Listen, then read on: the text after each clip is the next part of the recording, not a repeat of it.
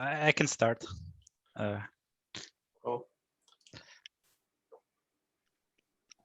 Yeah. So I have a presentation about GCP plugins,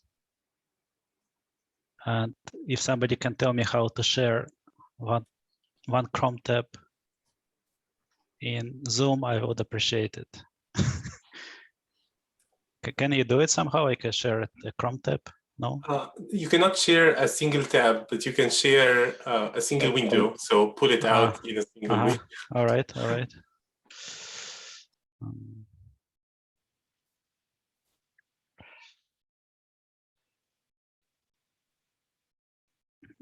Can you see my screen? Yep.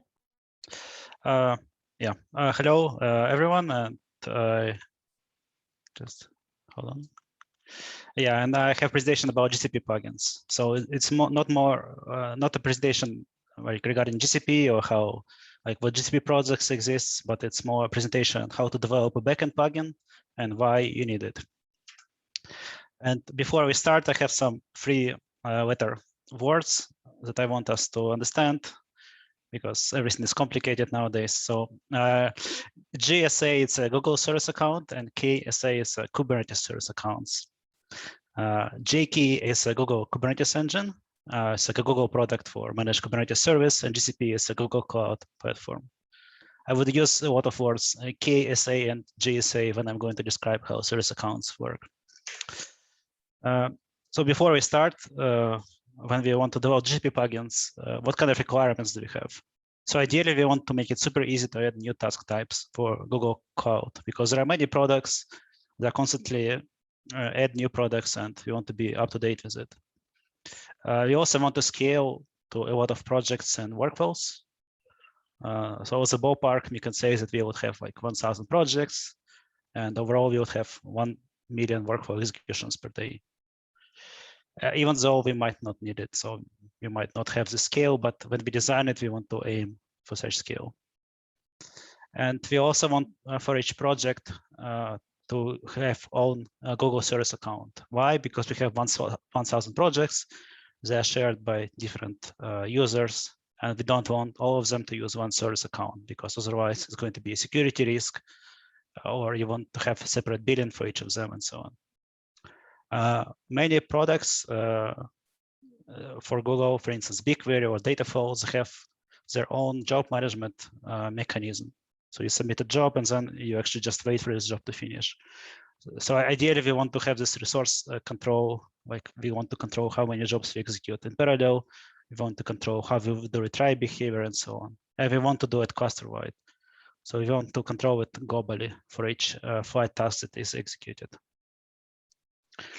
With that requirements in mind, actually, that's why Flyte Prepare plugins were developed. It's like a perfect use case for them. Now we compare them to just using a plain containers. So it has much better cost, and it scales better because you don't need to run containers. So imagine we run 1 million workflow executions per day, and each of them has just one task. So we just saved 1 million container executions. And so if you just do some calculation, it would take for you, for instance, like something between 10 seconds, like 30 seconds to start one container. And if you just have a plugin code, it can do like a request to the service like in like 100 milliseconds or 200 milliseconds. So we just optimized our performance like 100 times. And I'm not even counting the case when you want to wait for something to finish. And in many products, you can spend time in the queue like for many hours. And then your container can die, and you lost just everything that you have been computing.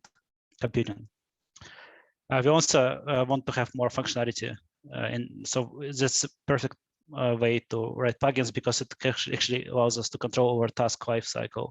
So you can say the task is in the queue, then you say the task is retrying, or the task is waiting for a quota. You have access to all of these APIs. As well, you can access to task template, custom fields, config, and other labels. Nowadays, you can actually access to task template differently, but before it wasn't the case. And by implementing plugin, you basically have one implementation for all FlyteCtl SDKs.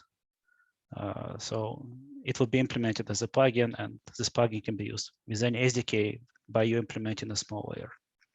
Why you don't want to write a plugin? It's more complicated than doing container tasks.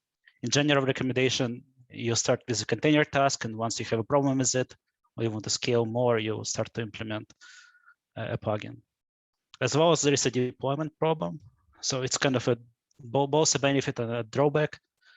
So as a benefit, you upgrade everything at once. As a drawback, if you broke something, you break everything. As a whole, everyone who uses this Propeller instance. And if you want to change this plugin a little bit, you have to rebuild the whole Propeller. This is a drawback, but also it can change in the future. This is a different plugin architecture. So if you just deploy Flyte on Google Cloud, on Kubernetes Engine, you would have a setup similar like this. So you have multiple nodes. In our example, you would have 2 nodes, and it would run pods. So you would have a system namespace called Flyte, where you would run Propeller, and you would have your own namespace for your project. In this case, you would have Flyte's next production namespace. So what actually happens when your pods will start to instantiate Google credentials, it will go to special metadata server and get a token from it. Based on IP address, this metadata server will give you credentials, and this would be 1 credentials for the whole cluster. It works well if you have like a small deployment of Flyte. Like let's say you have a couple of teams using it and you don't mind them sharing 1 service account. And as a drawback, basically anybody who has access to your cluster has access to the service account and can do whatever.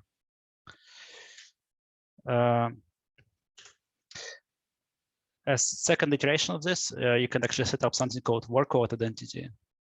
It's a special setting. You just enable it in a UI or through some deployment scripts you have. And basically what happens, it creates some proxy server for your node. So each node will have their own instance of this proxy server that is deployed as a daemon set. But basically what happens, each pod request to metadata server gets proxied through this proxy server. And then this proxy server actually knows about the pods, it knows about the namespace, this pod runs, and so on. With this, you can actually access, you can assign a new Kubernetes service account on Google service account. So me, I can create my project. I can call it FlyteCtl, and I can assign 1 service account to this, Google service account to this, and then somebody else can create a project called FlyteTester, and it can have a different service account. It's very nice. It's very easy to set up and use, but there is one drawback with it. It doesn't work for Propeller plugins, because if you go back, all Propeller plugins run in a Flyte namespace, and they use 1 service account, the same Kubernetes service account. It means that you cannot really get away from it. So, and if you develop a plugin, this plugin will use a system service account, and you cannot really separate and have like when one plugin runs task in 1 namespace, it would use 1 service account, and when the same plugin will run task in different namespace, it would use a different service account. You cannot do this because they all use the same. They are all in the pod in the same namespace. Actually, given that very obvious option, okay, what if you just run 1 Propeller per namespace? You can do it out of the box. So you would basically run, you would say Propeller, okay, don't take any tasks, just take the tasks from this namespace, and you would deploy 1 Propeller per namespace. You can do it if you have like 3 or 4 or 10 namespaces, but the more you add, the more it becomes a problem because it's harder to update and scale. And actually each of them can break independently, right? And you have to monitor. So it's not really a good idea, basically, if you want to do it like that. But if you don't want to make your life complicated, if you have like very few namespaces, very few projects in Flyte, you can do it. In our case, we want to have thousands, and that becomes not feasible. If you look around, actually Google has a product called Config Connector. What it allows us to do, it implements operator of Kubernetes that allows us to create resources for different Google products. And it will take care of credentials and everything for us. So you can create a custom resource, let's say called BigQuery job in your namespace, and then the operator will pick this resource up. It will see that it was created, and it will do necessary operations in necessary APIs. We don't know how it works because it's not open source, but potentially what it does, it goes to some service, it has some superpower to get a token, and then it uses this token to post a job to BigQuery. This is pretty nice way of integrating it because you don't need to implement any security mechanism at all. And it's very easy to implement Kubernetes plugins in Flyte. You basically just create a structure, like a struct in Go, and you're done. And you need to implement some glue code. You can also use Kubernetes resource quotas. It's a very simple way of doing it, but it's also powerful. It basically allows you to control concurrency of how many resources you can have at once.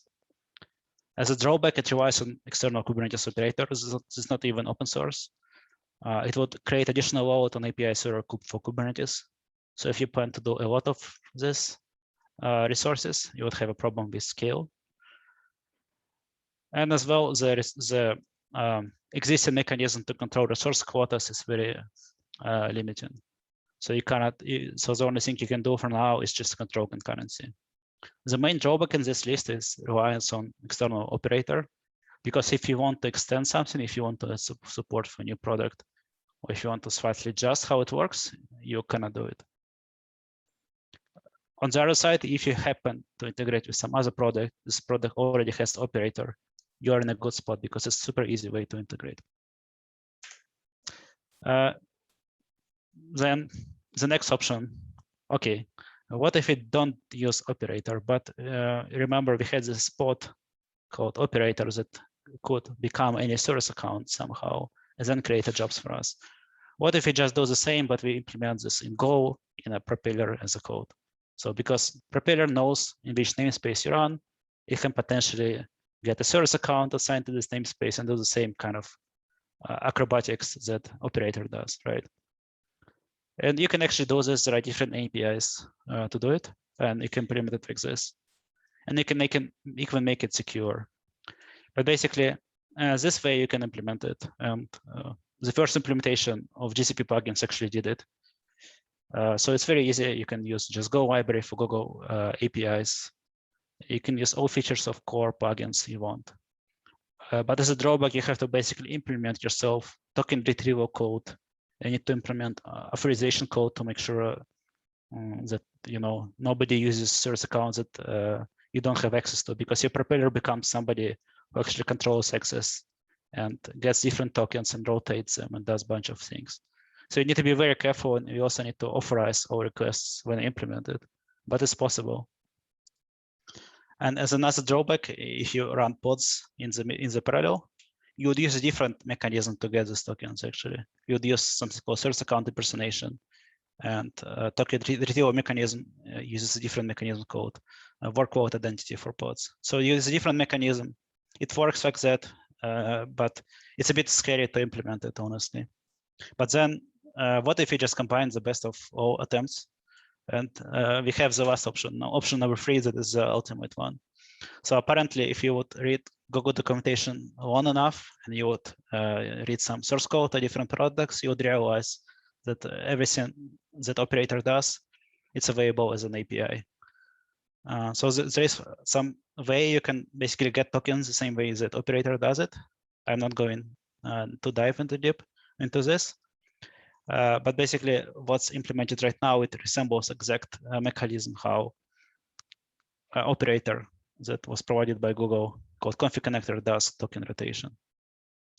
And by doing that, we basically removed 2 drawbacks we had before. So we don't implement our own authorization code anymore. We only implement token retrieval code. And we use the same mechanism as workload identity does. So once you set up workload identity, there's a couple of clicks in UI, everything works. We don't know for sure if it does the same thing as operator, but we kind of only can assume it. So as a conclusion, in general, more like why they want to do a plugin. So definitely, if you integrate with products like Google Cloud or similar, it's a great fit. If you have operator that happens to do everything you need, you might have a more simple life. But if this operator is not open source, you might be in position when you want to change something a little bit, and you cannot do it. There is something called Web API plugins that I did not deep dive into. It's called also remote plugins. But basically, it's a super easy way to implement anything that uses some RESTful APIs. Most of the cloud providers, they provide clients, so it becomes super easy to integrate. If you want to integrate with GCP, there is workload identity. It's super easy to set up, and it provides a secure way to connect Kubernetes service account to Google service account.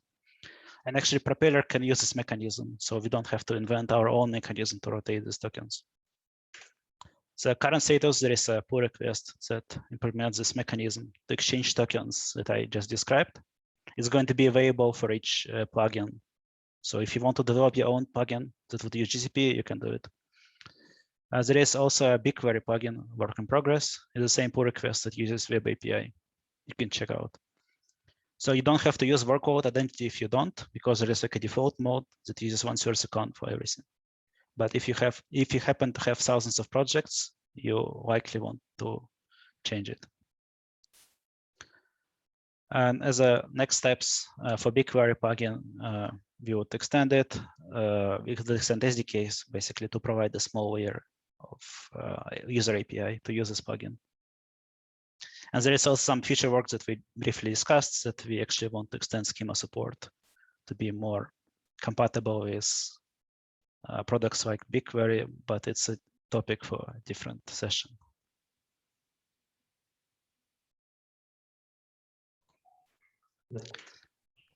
If you want to check out this documentation, here it is. You can read how to exchange tokens all the day. I'm also happy to talk about it because I have spent a lot of time reading different source code files to understand how it works. Yeah, that's it. Thank you. Awesome work, Gleb. Yeah, thank you for adding this, I guess, new capability to plugins. I think it does set precedence for integrating with other cloud providers that do some gymnastics to authenticate. So, and I hope if anyone else is using GCP, check it out. If you are on a different cloud that does something similar, follow the same guideline. I think we have, I don't know if Philippe is here.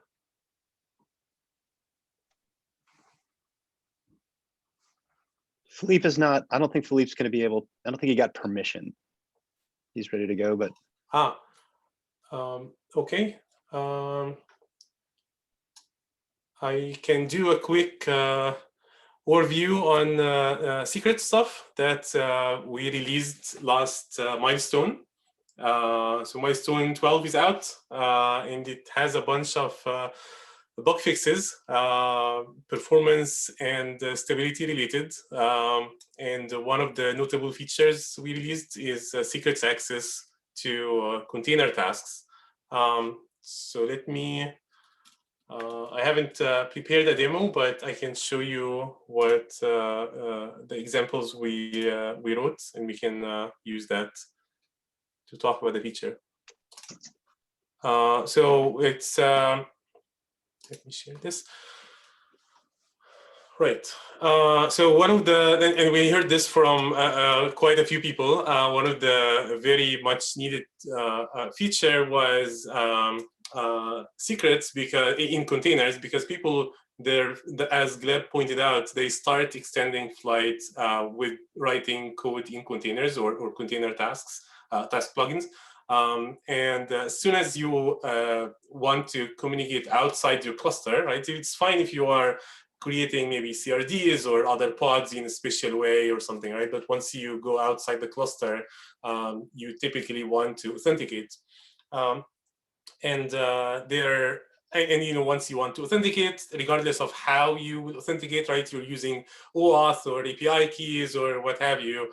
It boils down to getting access to some secret string that you don't want to just publish in your container or in your YAML or your workflow definition or whatever, right? It has to be securely delivered to the container, and you want to also potentially manage access to that key. So not every container task can get it. but only the ones maybe in a specific namespace or and so on. And now you can. So I'm opened the Flyte docs. If you haven't checked them out in a while, they got a fresh look, thanks to quite a few talented people who worked on this. Yeah, if you go to the tutorial section, I think, is it in intermediate? I'm trying to remember. Yeah. So we added a sample here for how do you use tasks, how do you use secrets in tasks. And it should be familiar if you wrote any Flyte code, just an extension to how you decorate a task. You add requests to secrets that you want access to. There are two parameters here, and they are named somewhat generically because they apply to a wide range of secret engines or secret management engines. They're called group and key, right? So we looked at quite a few solutions for secret management, and they all have this concept of a group. So you can like bundle a few, passwords, let's say, in a group, and then each password would have a name. So you on the task you specify the and this can be a list, right, of all the secrets, groups and keys that you want access to, and then in your code you can get them this way, right? This also enables us to we can you can, well, it's not available now, but you can, this code, this declaration exists in the task definition. So you can later on also have a kind of a view on your tasks and know which tasks are accessing which secrets. So you can do even authorization rules to fail registration or do audits and so on. Just by looking at the Flyte admin database, and quite well that the task will not be able to access secrets unless it was declared in the task definition. So it's following the same I guess the same I don't know what do we call this, but our strong typing for tasks, passing inputs outputs, it follows the same mentality, I guess. We have, I think, a few other slightly more advanced examples down there, but that's the crux of it. We also have one other doc that walks you through how do you set up your Flyte deployment to start exposing those secrets to tasks. So if we search for secrets here, how to inject secrets into tasks. This walks you through the flow, how the communication happens, and how do we securely deliver secrets into your containers. The base of it is we added a new webhook. It's called pod webhook that listens for specific labels on pods. So once once we Propeller or the plugins figure out that a task needs certain secrets, it will label it that way, and then this webhook will be invoked by the API server when the pod gets created to either directly inject the secret into the pod, or just inject the annotation that will later result into the injection of the secret into the pod, right? So some other systems, if you're familiar with Vault or Confident or others, they rely on some special annotations on pods to mount a secret as a volume or as a environment variable or whatever, and this takes care of annotating the pod correctly as per configuration to work with whatever system you have. Currently, it only supports what we call global secrets. So those are secrets that are mounted or available directly to this pod webhook itself, or secrets that are that exist in as Kubernetes secrets. in potentially in the pod, in the namespace where the task pod is being created. We added all the manifests to provision this pod and manage, it's like TLS certs and whatnot into all the deployment manifests. So if you are using, the sandbox or EKS, GCP, whatever, you will automatically have the pod running, and it will by default only look into the local, the global secrets or default or assume the secret is a Kubernetes secret. I think that's what I want to talk about. We also took into consideration how do you scale it horizontally or vertically. Right now, it just provisions one pod, and we think that should be enough because to handle most of the loads. But if you, as you monitor the clusters, if this becomes kind of a bottleneck in for pod creation, you can increase, you can like horizontally scale this deployment, and it should, work fine. I think that's it for secrets. I want to say that it is part of an effort, like a larger effort to enable more. Also, as Gleb pointed out, writing plugins in task containers is very easy because you probably all started with just writing, tasks and workflows, and writing in Python an extension seems like a very natural, easy step, as opposed to either potentially learning Go and developing in the backend, learning different interface, and so on. So we want to make sure that that path is easy, well-maintained, and is powerful enough to implement most of the functionality you would need to get started writing a plugin. And secrets was, one of those hurdles along that path. There are a few others, but we'll hopefully address those one at a time and make this experience much better. Any questions about secrets? So I had one comment, you guys. Yes.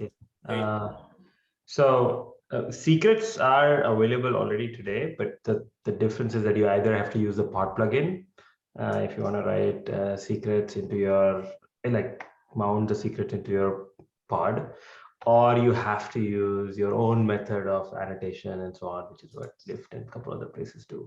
We wanted to just build a standardized way of accessing secrets so that they just are easily portable and easily understandable. That's one of the reasons why we added this.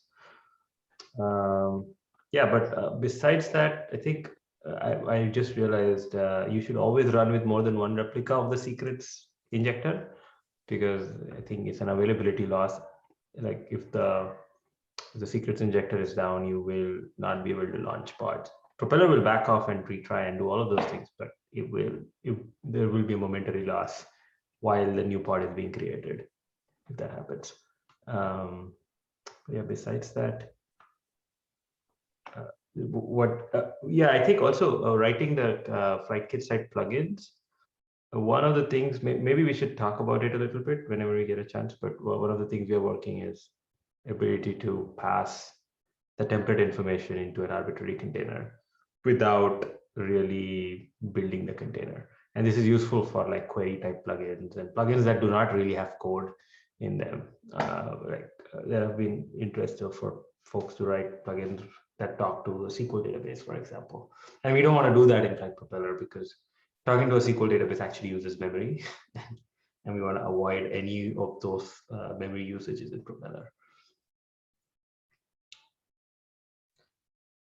One other thing I think Haytham mentioned about the performance fixes that went in 0.12. So I have been working extensively on pure performance of Propeller and benchmarking and coming up with numbers. And we'll share more details probably in the next talk.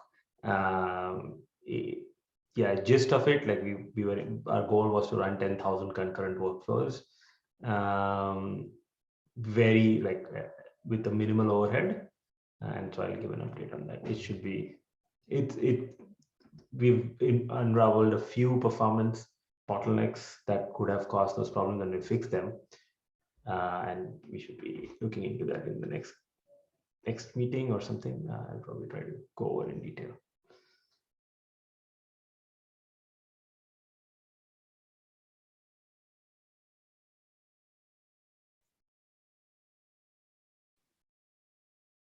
Yep. Is there any other topic? I think Praful had something, right? FlyteCtl execution or no? Yeah, if we have time, we can do a small demo.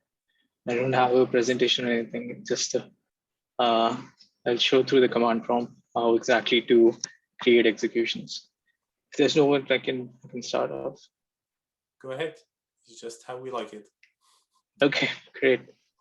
Just a second, I'll share my screen.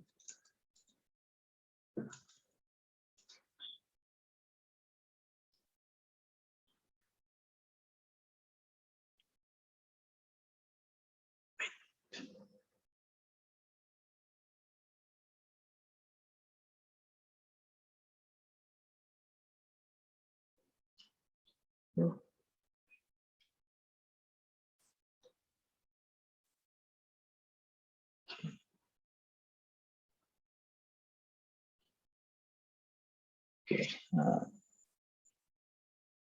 guys can see my screen.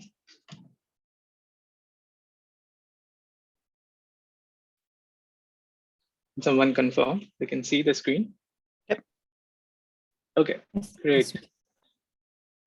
So I'm just pointing to the docs that we have for FlyteCtl. These are on the same Flyte main docs page. If you go to API references, again, this is FlyteCtl, and you have a bunch of commands to create executions, create projects, getting launch plans, getting executions. So the one thing that we couldn't demo last time was creating an execution. So that's over here. So the documentation gives you an overview of how exactly do you create these executions. So it's actually a 2 or 3 steps process right now. So you can launch a task or a workflow, and if everybody's familiar with console, that you can just go in the UI and launch a task or a workflow, search for the task and pass in the parameters for those tasks or workflows and launch them. So you try to keep a similar interface over here for FlyteCtl.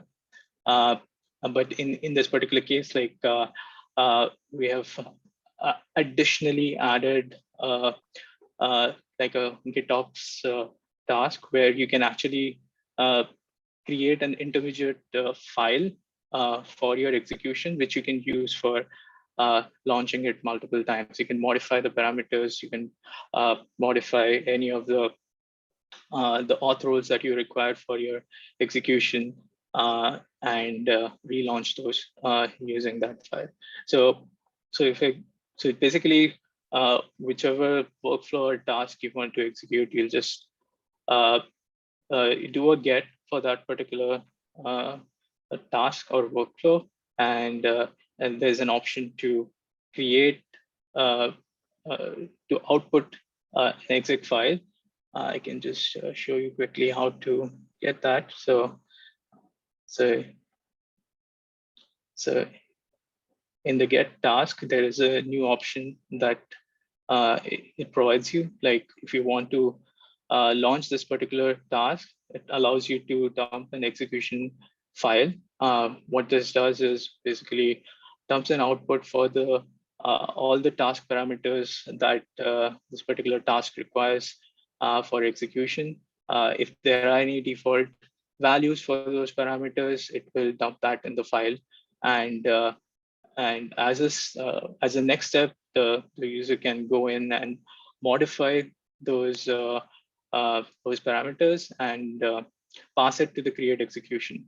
And the similar thing we have done for the launch plan as well, where you can say that I want to launch a particular launch plan, and you can specify an execution file for the same, and it will generate an execution file, those parameters. So here I've given an example, like this is a merge sort example that I'll also demo later. So this just gets the launch plan from a particular domain and project, the name of the launch plan, and the option of creating an execution file for it. Whatever name you use, you'll be using those for creating the execution. The sample output over here shows like how that execution file will look like. It has the roles. You could use an IAM role or a Kubernetes service account role, whichever. These are the two ones which are supported right now. You will be allowed to use either one of them. And if it's a task, you are mandatory required to pass in this one of these parameters. And the other one is basically the inputs that are required for this launch plan. So in this merge sort example, you have what sort of numbers you want to sort and what's the total number of count, how many of them you want to run locally. And additionally, you can also specify, even though the exact launch plan of the task would be in a particular project or domain, you could actually specify where you want to run that. Whether you want to run in a different environment completely, you want to run it on production, or you want to run it in a different project, that can be specified. By default, if you don't give anything, it will just use the same domain and project where that particular task or launch plan exists. And yeah, so the create execution, I mentioned that it will take the input for the file that was created, and you can just go and update the inputs for that particular task. And the way we've done it is basically that all the inputs, whatever is supported by Flyte, you can write them in a YAML structure. If it's a list, you'll have like a YAML list that will get converted when we actually try to launch it. So in this particular example, you have like two sorted lists. This is basically a task execution where you have, we're trying to create an execution for this. You have two sorted lists, you want to merge them, and you're not specifying any target domain or project, so it will use the default one. And yeah, this is basically a list structure of YAML, but given the definition of sorted list one and these two parameters for the merge sort task that is registered with the admin, they are basically saying that this has to be interpreted as a list of integers. Then the create execution will read this, will create a list of integers that Flyte understands and create an execution for it. And this allows us to specify nested, like any sort of nested structures of types. Basically, whatever Flyte can support and the similar representations in YAML, you should be able to create executions for those. So you can specify map types, you can specify collections, primitive types, and those should be, you should be able to represent them in the YAML structure. And while creating the execution, the execution command will check what all parameters you have passed in, what are the types of those that are registered for those for that particular task or launch plan, and it will try to interpret into that type. If it's not able to do so, it will throw an exception. It won't allow you to run it. So yeah, I mean, I can show a small demo of how this works.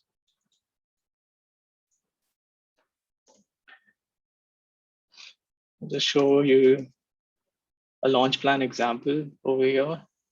I have like 3 versions of the launch plan that I have registered in my local Flyte, and should be able to create an execution for this. So the first step I mentioned is to get the launch plan, and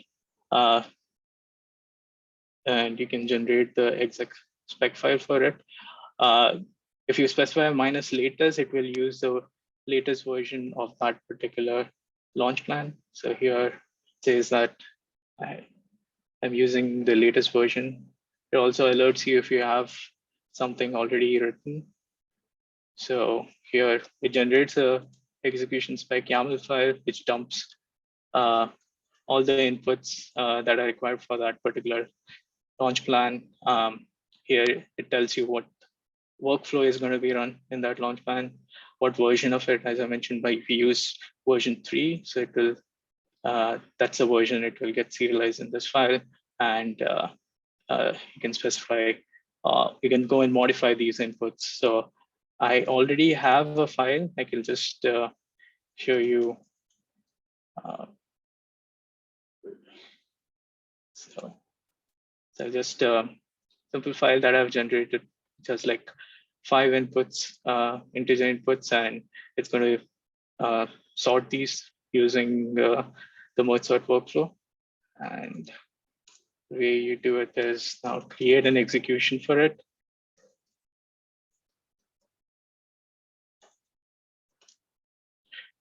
And as I mentioned, like when you specify the execution spec YAML file, you also want to pass in the same domain and project where this workflow resides. Right now, this is not part of the serialized file. And once you launch the workflow, it will create an execution for it. You can track the execution using the get execution command.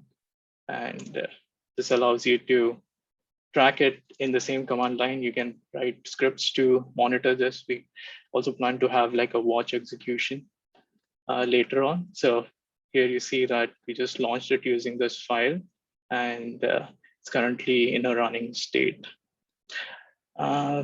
Same thing, you can actually go and check on the Flyte console. So if you go in executions, you'll see this is the one that we triggered. And it's running. These are the inputs that we passed, and should be able to run completely and return the task status over here. Right, and yeah, similarly, you can do the same for getting tasks. So for a merge sort, you have for the same merge sort task, you can say that I want to just run the merge task. So the merge task is basically taking two sorted arrays as input. So you can generate just the execution spec for that particular one. Now here I specified that I want to use version 2 for this particular task, and you can do the same thing. And I've written to the same file, doesn't matter. You can do it in a different way. And so this particular task has 2 inputs, sorted list 1, sorted list 2. So you can do the same things with the task as well, similar to how you have in the Flyte console. So yeah, I mean, it's we're trying to use the exact same semantics. So you have you can launch tasks from here, and the same things from here. But the same executions that you can now do it through the FlyteCtl command. Yeah, this is finished. You can see the outputs as well. Yeah, I think that's it from my side.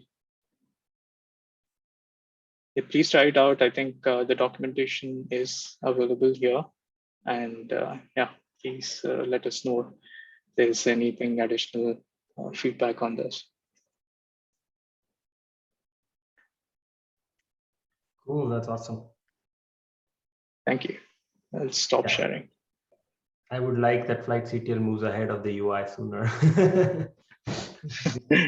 Because developing FlyteCtl is probably like more people here can do that. Yeah, sure. Awesome. I think that's it. Unless anybody else has any questions, that's 3 awesome presentations and good work, all of you, gentlemen. Thank you. Thanks, Sandra, for keeping us organized this time. Appreciate that. No problems. All right, see you in All 2 right. weeks, guys. See you in 2 weeks, everybody. Bye-bye. See ya. Bye. See you.